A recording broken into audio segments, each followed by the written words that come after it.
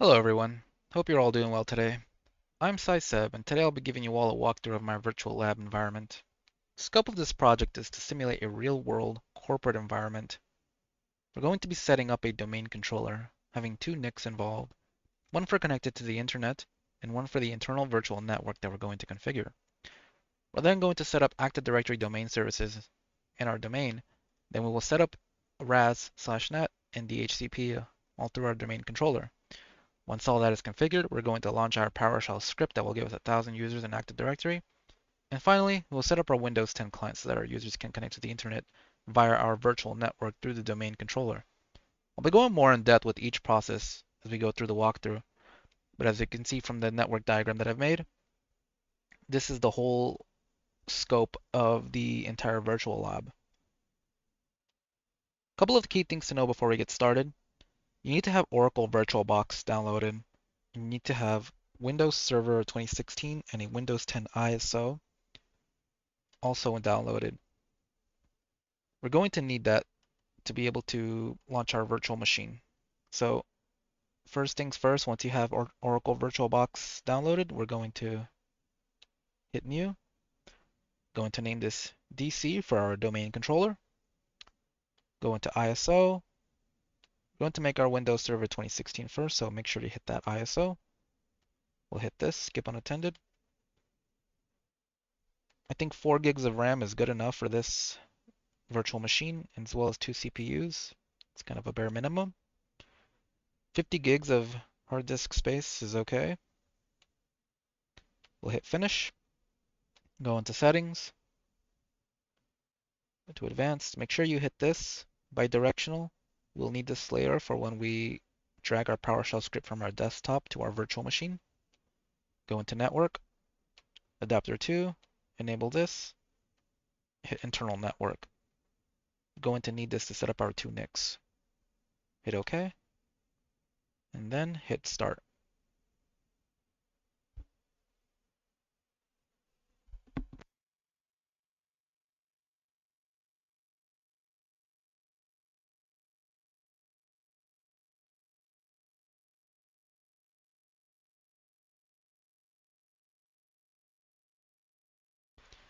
Hit next. Install now.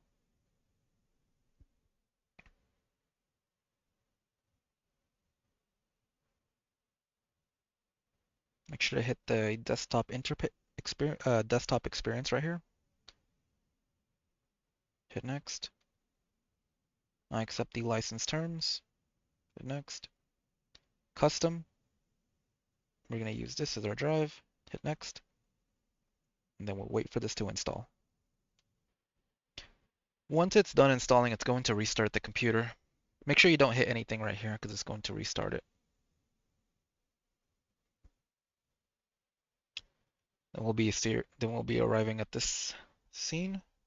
So we're going to make the super complicated and complex password of password1, the capital P.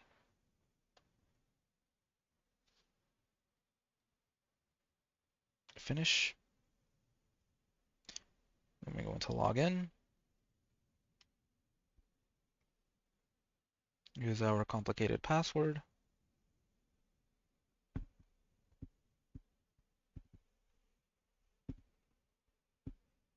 Just hit yes. So a couple of key things that we're going to do before we even get started. This is just completely optional. You don't have to do this, but it just helps us. We're going to insert guest edition CD image. When you install VirtualBox, you can also install the optional guest editions. This is just going to allow us to have a better experience using our virtual machine.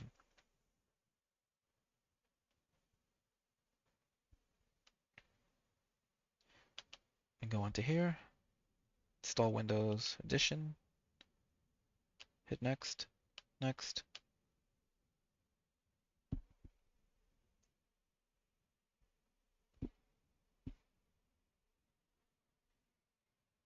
Just hit reboot now, it's gonna restart. Okay, then so now that's restarted. I'm gonna go over here.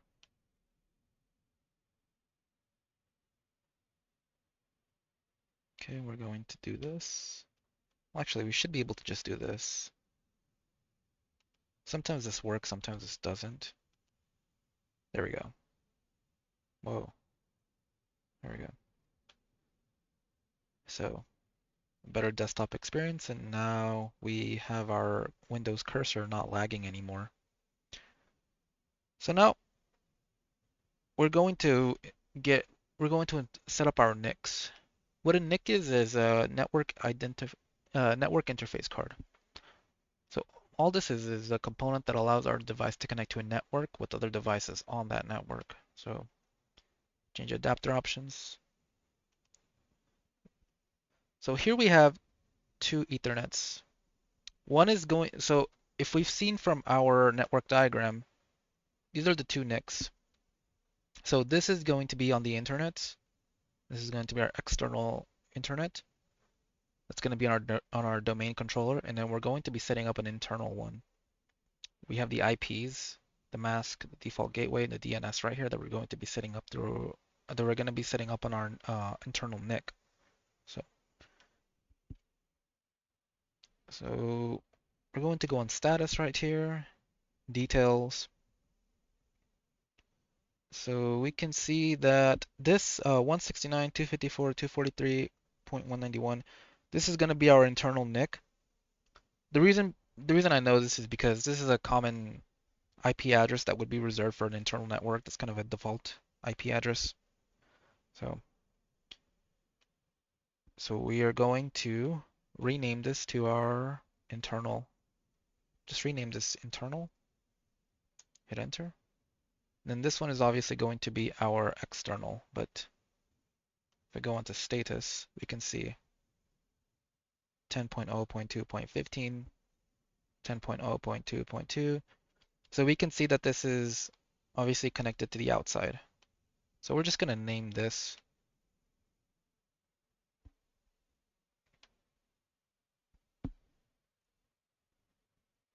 You can name this whatever you want. Oops. Just something that helps you remember that this is connected to the outside world. So I want to go on to properties. Actually, not properties.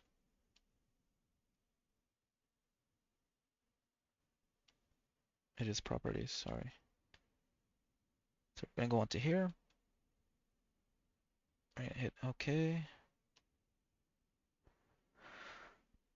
So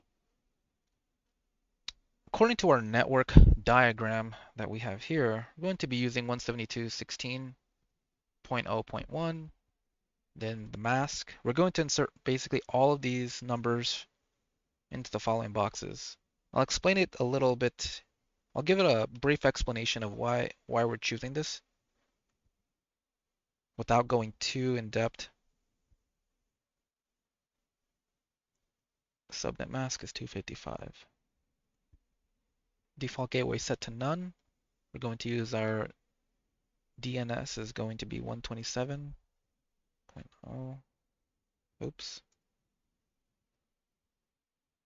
And so, okay. So, a couple of things to know is when we think about our virtual network and why we're setting things up this way, we have to think about things in a virtual world, right? So think about things in a virtual world, and we have like a neighborhood in this world. So in this neighborhood, there are houses, and each house has a number, just like in the real world.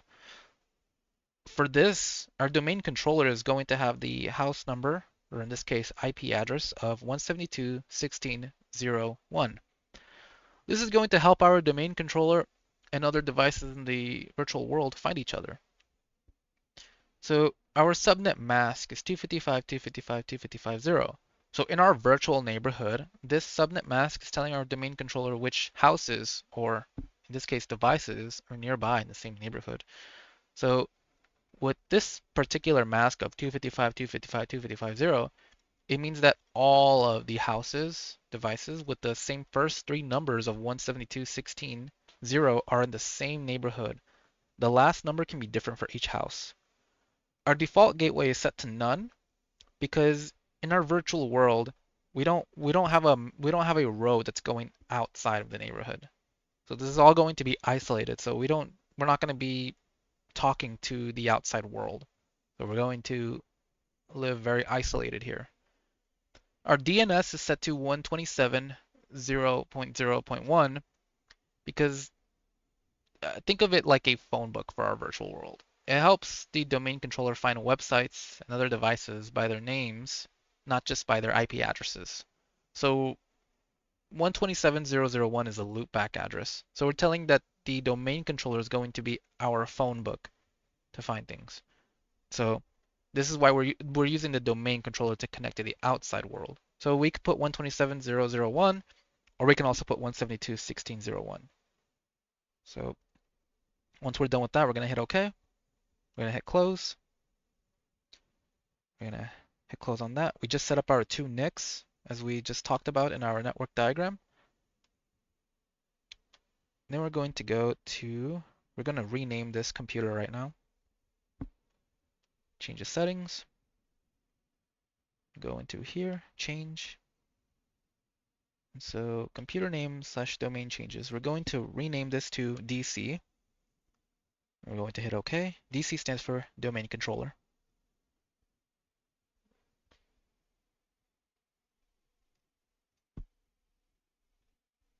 And then we're going to hit OK. We need to restart. We're going to hit close. I'm going to hit restart now.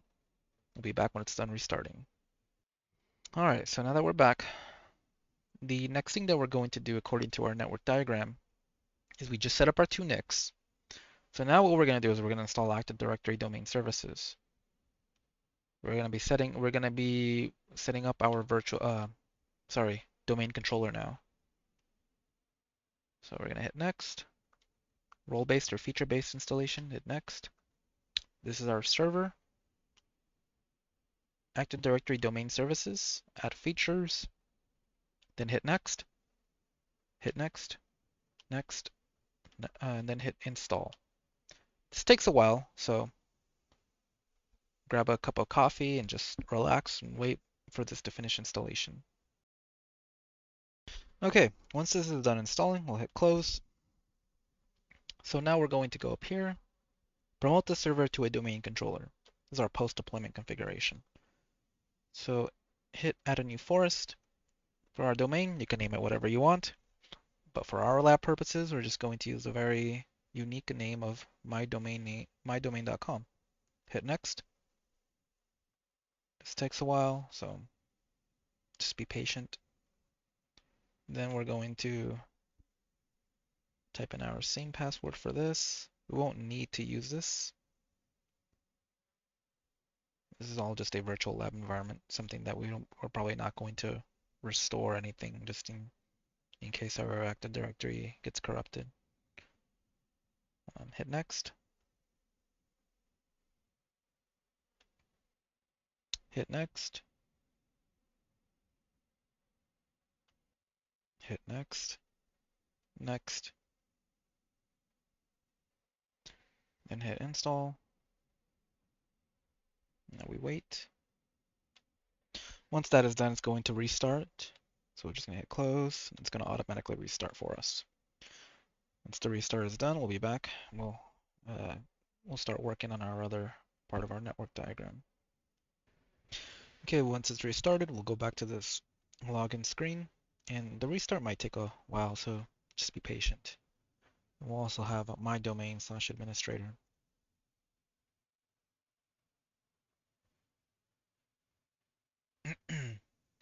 So now what we're going to do is we just installed Active Directory Domain Services. We just configured our domain to mydomain.com. The next thing we're going to do is install RAS/NAT, which is Remote Access Service and Network Address Translation. So purpose of this, of RAS/NAT, is to allow our Windows 10 client to be able to access our virtual network that we made through our domain controller. So we're going to be configuring a RAS, and then we're going to be doing it through NAT so that we can have our so that we can have our private internal IP address into one single public IP address when we're connecting to the external network, like the internet right here. So to do this, we are going to go to add roles and features. Going to hit next. Role-based or feature-based installation, just hit next. This is the same server, hit next. Remote access, we want to go to remote access right here. Hit next, next. And then we're going to hit routing, add features, then hit next, and we're going to hit next. Then we're going to hit install. Again, this is going to take a while, so be patient. So now that we have it installed, I'm going to hit close, go into tools, I'm going to do routing and remote access. Then we're going to go over here. See this as a red arrow. So we're going to hit configure and enable routing and remote access.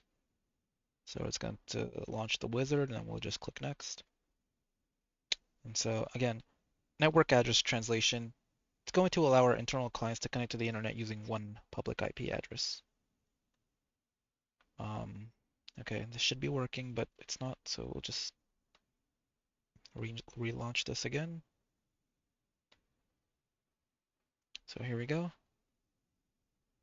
Just right click, configure enable routing and remote access, hit next, net, next. And so here we go. So we're going to use the public interface to connect to the internet. So our public network interface card is the internet right here, not the internal one. So hit next, then we'll hit finish.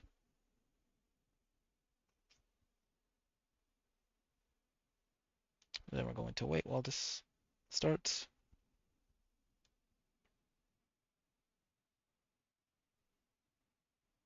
And so now we have our green arrow up. So our RAS is set up now. So according to our network diagram, so we just configured our RAS. We just configured. We just installed RAS. We just installed Active Directory domain services. The next thing we're going to do is DHCP, which is Dynamic Host Configuration Protocol. This is a network protocol, and the importance of this is that it's going to assign IP addresses to our devices. So whenever our Windows 10 client is going to be connecting to our domain controller, they're going to be connecting through a virtual private network that we're going to be making right here. So our DHCP is going to be responsible for us automatically assigning IP addresses to our Windows 10 client. That's just one of the most important things that our DHCP is going to do.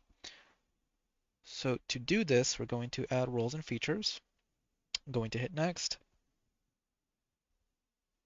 next, next, and we're going to hit DHCP server, add features, going to hit next, next, next, and then we're going to hit install. So we're going to have to wait until this is done installing. All right, so once that's done, I'm going to hit close. So now we're going to go to our DHCP. And so, like I said before, DHCP is just going to be responsible for assigning IP addresses to our clients that are going to be connecting to our virtual network. So here we have red arrows on IPv4 and IPv6. So going to hit new, where is it? Oh, must be the wrong one.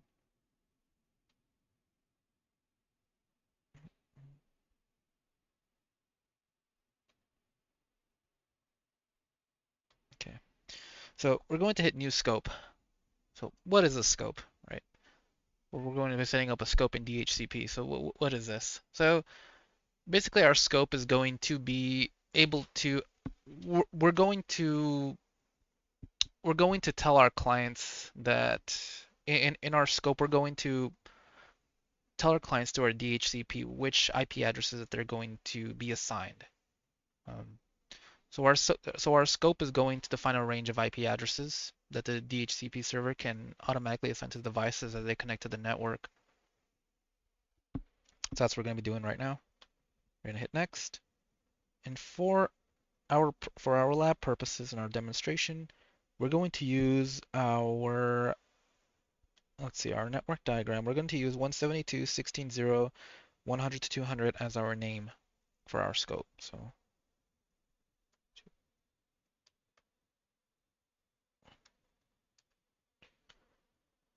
we're just going to hit next. And so, again, like I said, we are going to assign IP addresses that they can use. Is going to be 116 to 0. 100 is going to be the starting, and 172, 16, 0 to 200 is where it's going to end. So they can use any IP addresses from 100 to 200. Going to use our subnet mask of 24, which is 25, 25, 25. And we're just going to hit next. And then we are going to, oh yeah, this is exclusions. We don't need to add any exclusions right now. This isn't something that's kind of applicable to our lab and what we're doing. So we're gonna hit next. A lease duration. So what this means is when our DHCP is assigning IP addresses to the clients that's connecting on our network, it's assigning, it's saying that how long is that client going to hold on to that IP address. For our lab purposes, 8 days is okay. For if you wanted to experiment and do something else, maybe you want to put less than 8 days. Maybe put like a couple hours. Do we want to configure this options for the scope now? We want to say yes. And so this is going to be our router and our default gateway. So the DNS is going to be from our domain controller. So we're just going to use our IP address for our domain controller because that's going to be our DNS.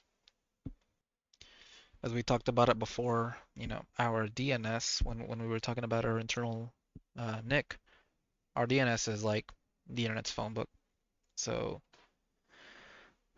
this is going to help us find, this is going to help our devices find websites and servers on the internet. So our domain controller, when we configured it with our Active Directory domain services, we automatically configured DNS with that. So I'm just going to hit add and hit next. So yeah, like I said, our domain, our domain controller is our domain, and it's going to be our DNS. So we have 172.16.0.1 over here. That's going to be our DNS. So we're just going to hit next. Win servers, this isn't really applicable for us. We're just going to hit next. We want to activate the scope now. Yes. Then we're going to hit finish. Then we're going to go back up over here. We're going to hit authorize. Then we're going to hit refresh. And there we go. Green arrows. So if we look at this real quick, we can see, hold on. So we can see our scope right here that we just made, an address pool. We can see this. The starting is 172.16.0, 100, and the ending is 172.16.0, 200.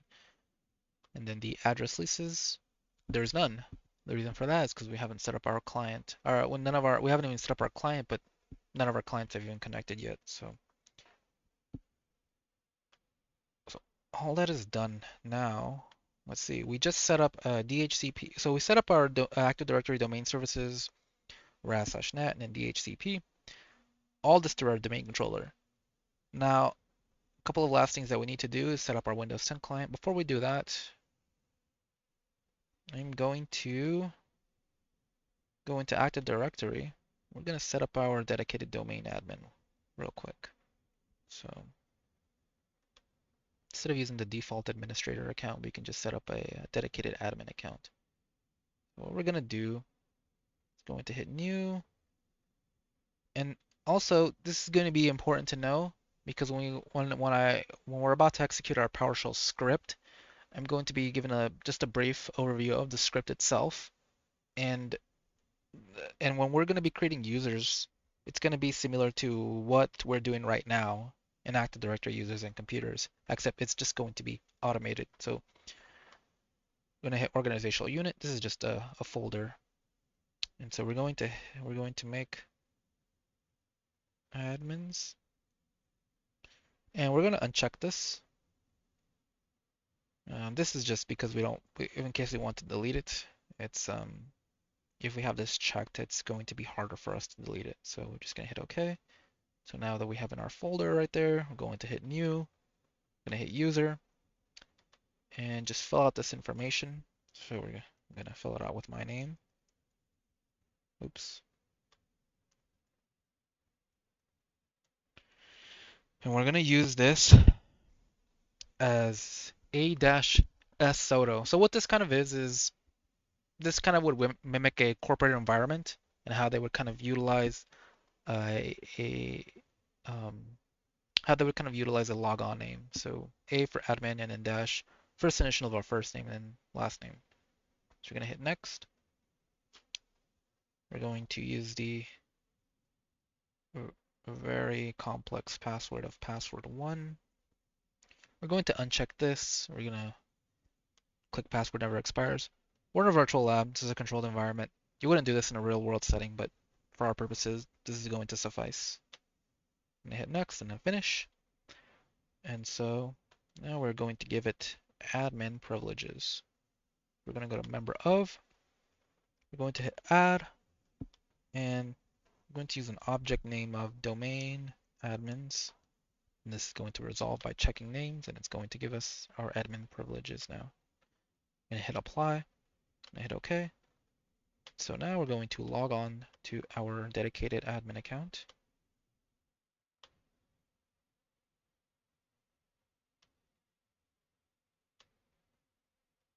And hit other user. I'm going to use our logon name, our super complicated password of password1, then log in. So now we see that we're on a dedicated admin account. So now the next thing that we're going to do is we are going to, actually we don't really need this right now, but we're going to set up our PowerShell script. What this is going to do is it's going to, again, when I said before enable bidirectional in the beginning, that's why, so we can have our PowerShell script.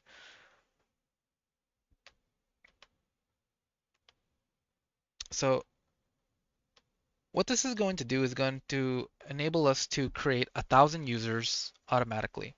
So kind of what we did right now when we created our dedicated admin account, we're going to be doing this now through automation process with PowerShell scripting.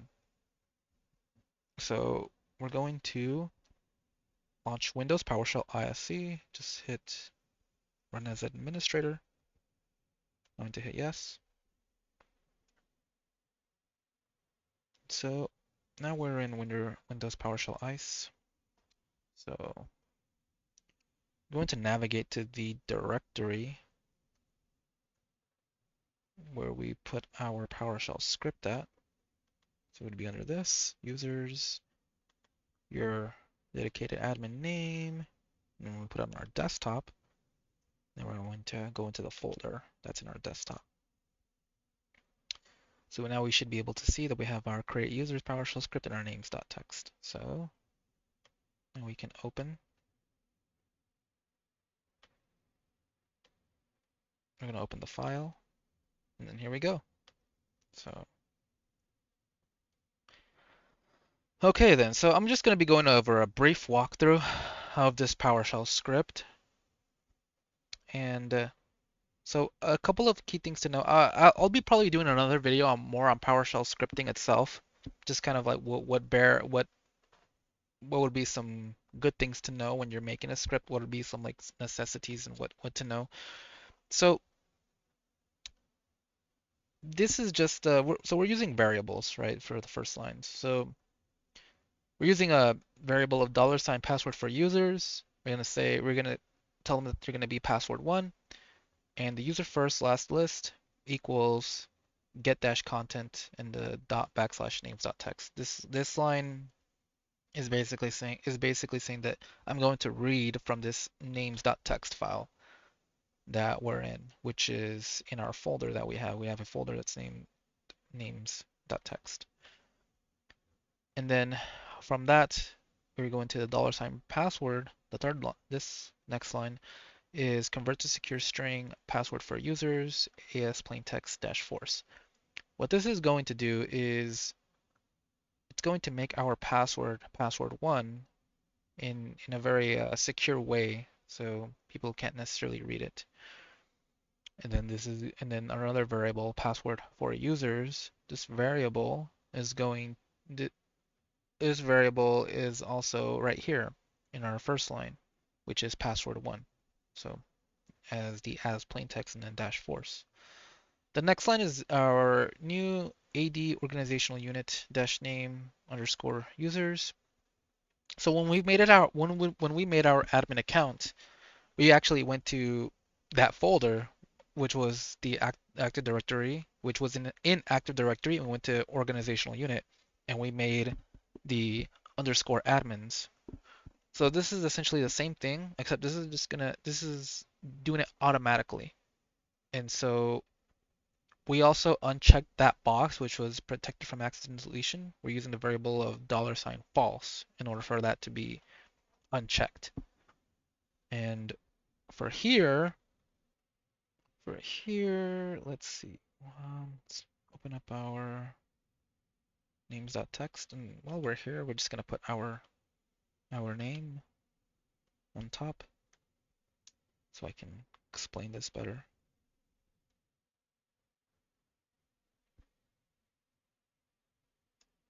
We'll also use this to log on to our normal user account. So what this is the $n. Our variable is in the user first last list. So as you notice in our second line up here, user first last list is a get dash content in the names.txt. So this is this is like a representation of the first user being examined.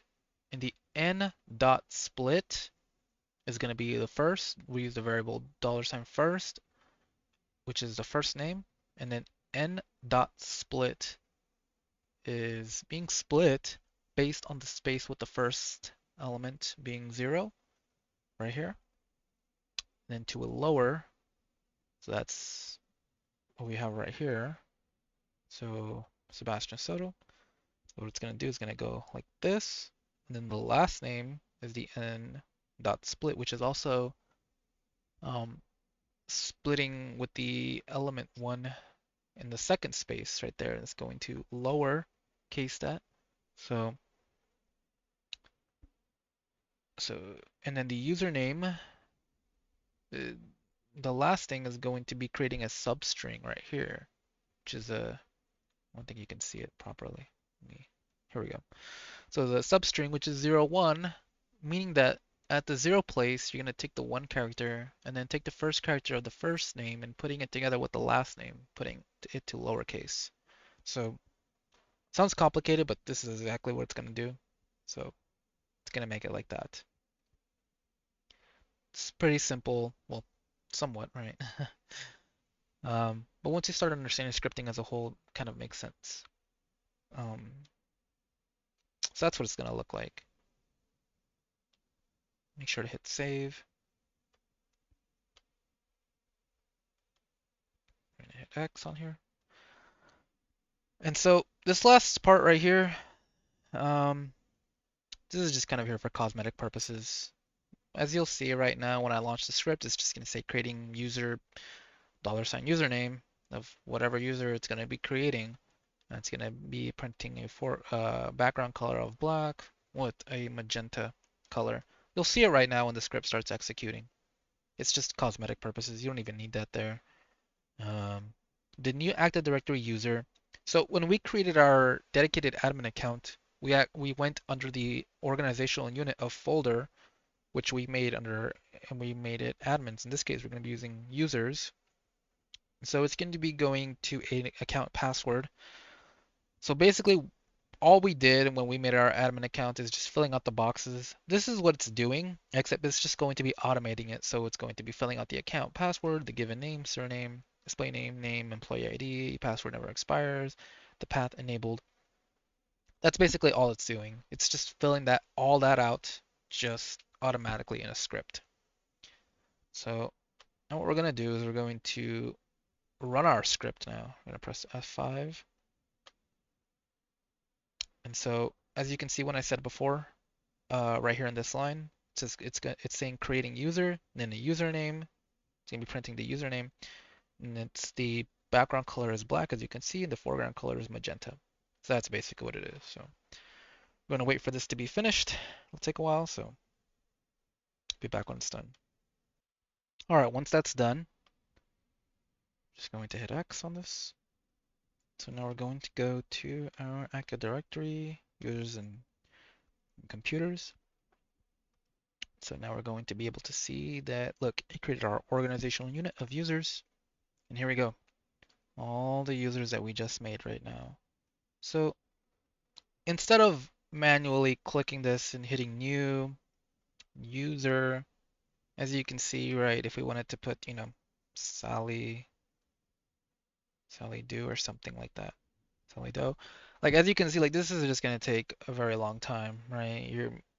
You're gonna be if someone has to manually fill out 1,000 users in a company and they're putting it in this in the box right here and just like manually filling this out, that's gonna take a while. It might take a couple hours depending on how fast someone can fill it out, right? Whereas someone can do a script and how what we did right now, and in this script we can do names, and all we just have to do is just someone can just fill out all the names. You can edit this text file, fill out all the names, whoever is at the company, and then it can make all they can make all users of the names that we filled out in this .text file and automatically fill it out in Active Directory. And we can even just like also automate like someone putting the names onto this text file too, or even just making names into the text file. Um, yeah, that is the beauty of automation. It just makes life so much simpler.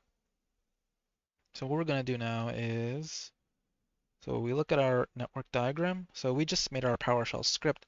So the last thing we're going to do is installing our Windows 10 client. So going to hit this one, just minimize that for right now. Going to go up over here. We're going to hit new. We're going to do this as client, as our client right here. Then we're going to go into our ISO. We're going to go into our Windows 10 ISO. Skip pretty much the same thing that we did for our Windows 2016 server.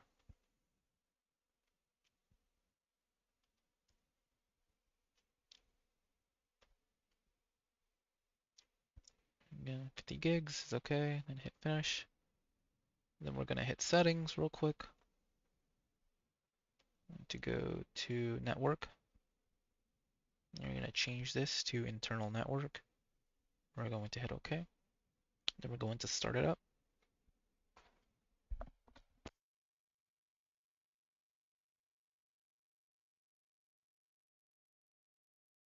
So now that we're here, we're just going to hit this. We're going to follow the same installation that we did. Well, a little bit. I think things are a little bit different, but for the most part, it's a little bit the same. I don't have a product key. Make sure to hit Windows 10 Pro. Hit next.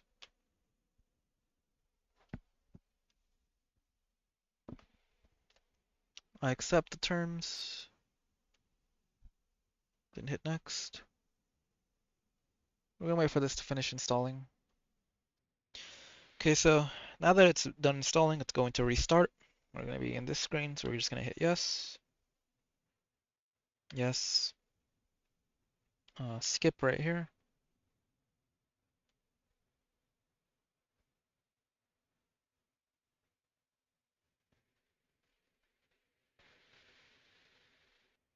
Alright, once that's done, then we're going to hit set up for personal use. Hit next. We're going to hit offline account, limited experience. Okay, so we're going to use user. We're going to use our, again, super complicated password.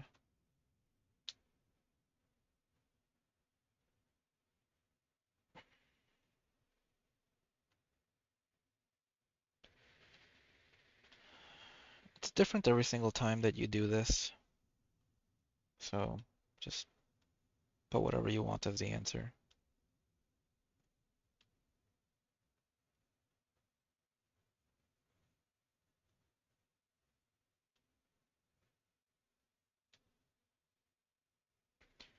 So I'm just going to hit accept. You can just click all that out, but I don't really want to click everything. Not now. So wait for this to finish installing. All right, so now that we're done installing, took a while. Go into here, hit terminal. Want to hit open.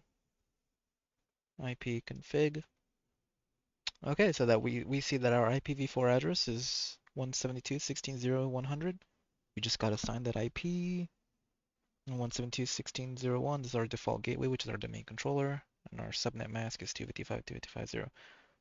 Our domain is mydomain.com right here on the DNS. So this is pretty cool.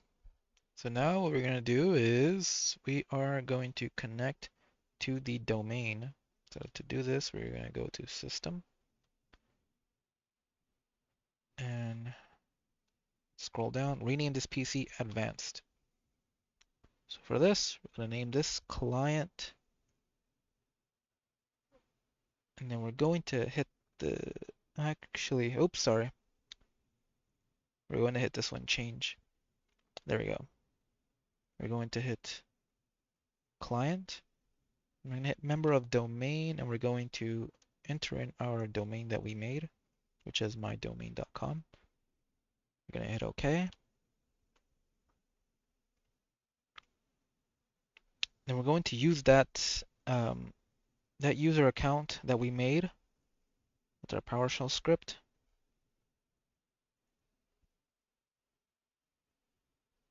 And it should join us to the domain. Welcome to the mydomain.com domain. So we're going to restart it. I'll be back when it's done. All right, now that we're back, we're just going to log in.